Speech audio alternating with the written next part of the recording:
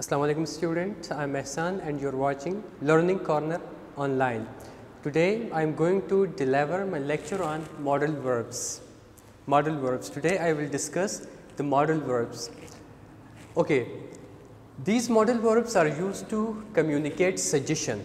Like for example, we want to give suggestion to someone, we can use modal verbs in order to give any sort of suggestion.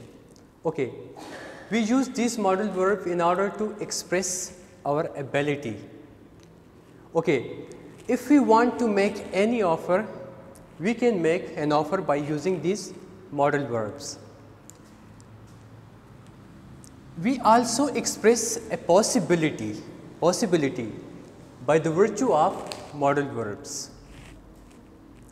Also, we use modal verbs in order to express certainty or the level of certainty, and we also use modal verb in order to express the necessity or the obligation.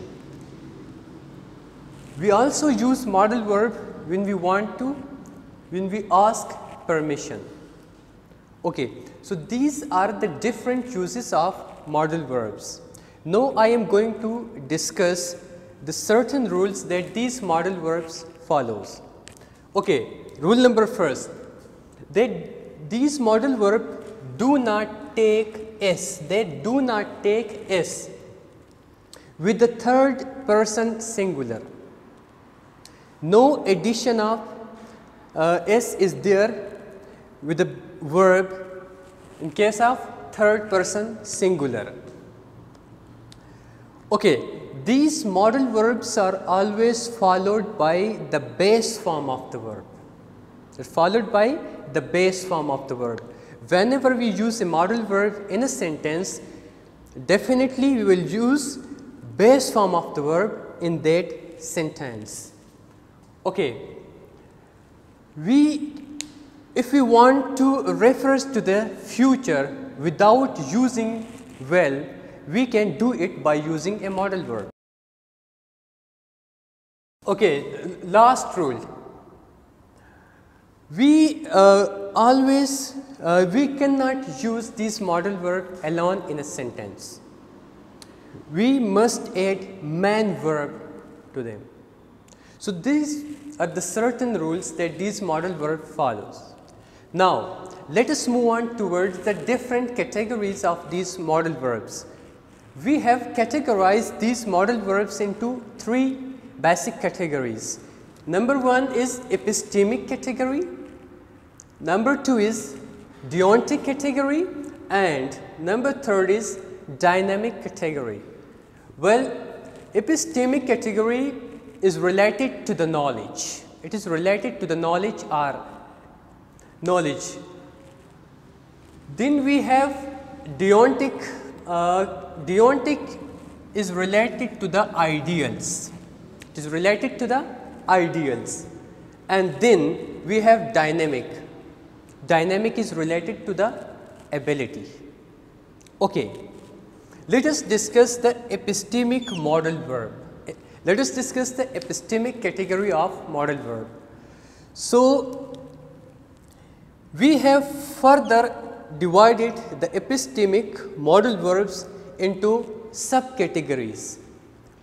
Like we have modal of possibility, we have modal of deduction, and we have modal of expectation. Modal of possibility includes can, could, may, and might. Understand? Modal of deduction includes could, may, and must. Modal of expectation include shall, should, will, and would. Then we have deontic modal verbs. We have two subtypes of deontic modal verb. One is modal of permission and the other is modal of obligation. The modal of permission include can and could, modal of permission.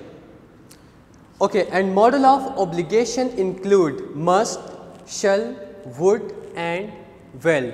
But let me tell you one thing, that well is used in imperative case. It is used in imperative case.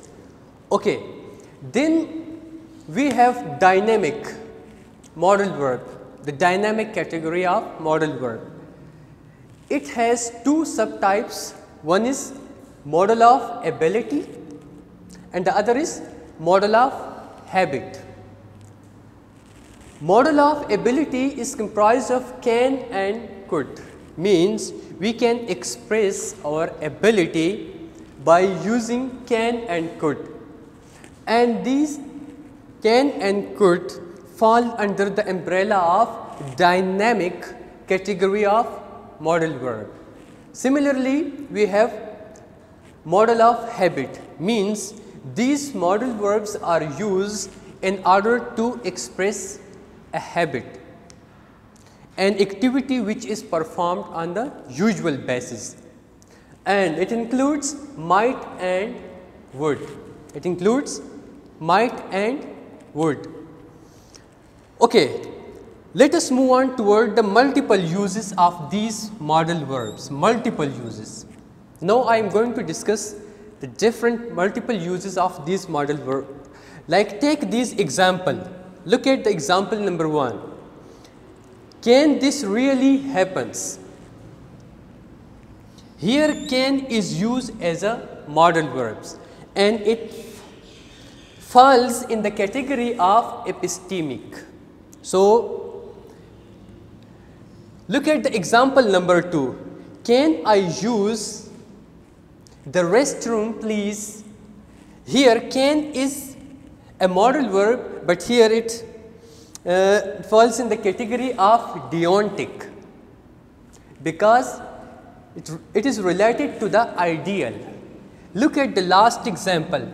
I can do 30 push-ups. Here can function as a modal verbs, but it falls in the category of dynamic modal verb because it expresses an ability. As you know, dynamic modal verb is related to the ability. Okay.